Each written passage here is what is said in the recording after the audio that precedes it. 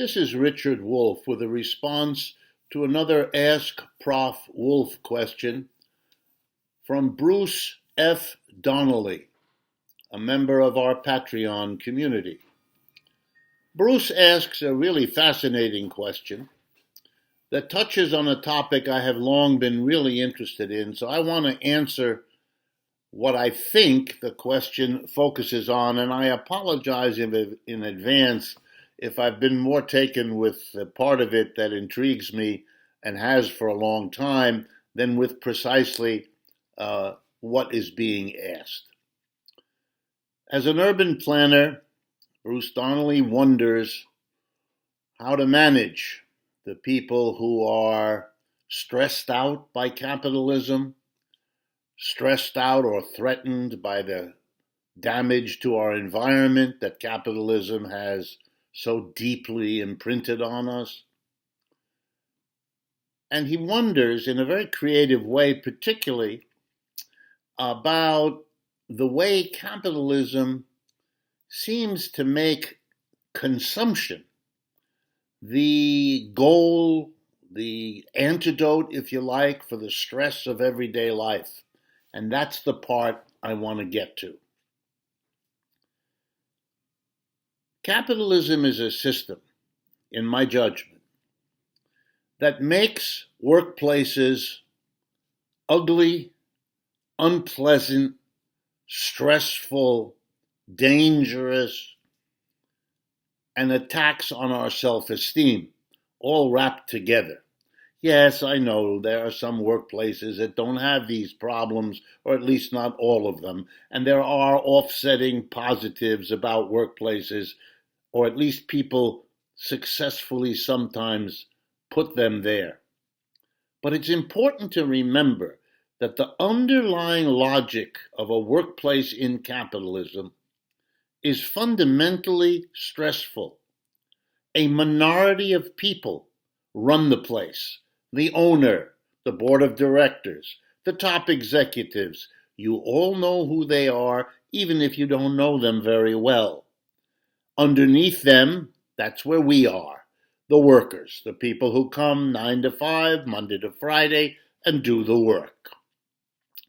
We also know, or should know, that the origin of the business, the goal of the business, is to make profits for those at the top, the owner, the top executives, the major shareholders, all of that. And we know that most of us have nothing to do with those people, nor with a business that we go to where we sell our capacity to work, our brains and muscles, so that they can make a profit. They pay us a wage or a salary. We work. And the name of the game is that we produce more in value by our labor than it costs the employer to get us to come there and do the labor. That's the name of the game. We must produce more for them than they pay us, because otherwise, given the way capitalism works, they wouldn't hire us. They do everything in their power to maximize the difference between what we produce, the value we create by our labor, relative to what they pay us to come there. Because the bigger that difference, the bigger their profit. In other words, everything about the work we do is designed to maximize the difference between what we get paid and the value of what we do. And we all know it. Or maybe not consciously, but we know it. The name of the game is to rip us off.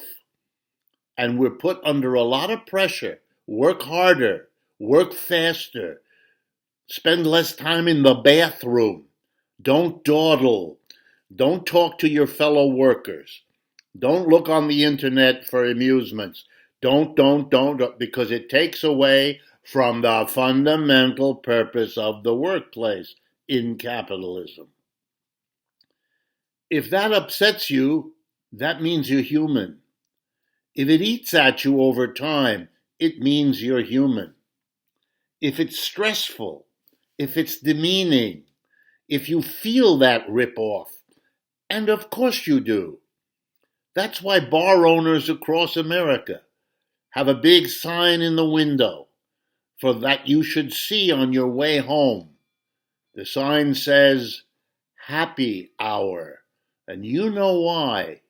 Because it wants you to feel that the hour at the bar after 5 o'clock is when you can be happy to offset what you were the previous 8 hours when you were working. That happy hour is part of a culture. You might call it the culture of capitalism, and here it is in a nutshell. The workplace is not where you're supposed to look for, and it's certainly where you won't find personal fulfillment, recognition, enjoyment, relaxation, conviviality, friendship, closeness. You might find those around the corner, in the corner, maybe during the break, maybe over lunch, maybe if you sneak around, but it's not what you're there for. It's not what the employer wants out of you. He wants you not to do that. He wants you focused on the work, produce the output. So if the work is not an enjoyable thing, and I'll get to in a minute how deep in our culture that is, then what is your compensation? In the first instance, your salary, your wage, what you get paid.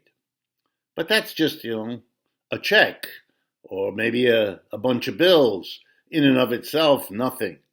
So here comes the compensation for the unpleasantness of work. Consumption. In capitalism, the mass of people are basically taught from an early age by their parents, by their teachers, by their minister, their priest, and so on. Work is what you're condemned to do. Consumption is the purpose. Consumption is the compensation for all of the frustration of your needs, of your desires, of your creativity on the job. Feel bad on the job? Go shopping. Feel bad on the job?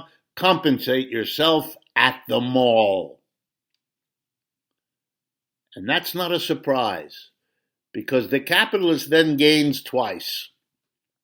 First, he rips you off by making you work under conditions that are not humane, that are not focused on you as a person, because that's not their goal. Their goal is to make money for the employer. And then the employer gets you again when you go to the mall and overpay for what the employer has to sell you in the department store. They get you twice, as a worker and then as a consumer. So here comes the punchline. In a different economic system that Bruce Donnelly, as a urban planner, might at least think about, in a different economic system, the workplace should be as important as consumption, maybe more so. Maybe the workplace is where you ought to expect to be creative, to be able to develop and apply your dreams, your imagination, your creativity, your artistry, your skill, your craft. A place where you can learn to do it better and be interactive with people who are likewise exploring their creativity. It could, be an exciting, attractive place to go. You might, here comes the big punchline, you might get so much satisfaction in, at, and around your job and your interactions with other people. If the workplace were designed to do it, you might get more satisfaction there than you would on consumption. There's nothing natural, there's nothing necessary about work being negative and consumption being the positive to compensate for the negative. Work doesn't have to be bad. It is, for some of us, the most creative thing we ever do. And workplaces could and should, in a humane, post-capitalist society, be organized that way so consumption wouldn't become the obsession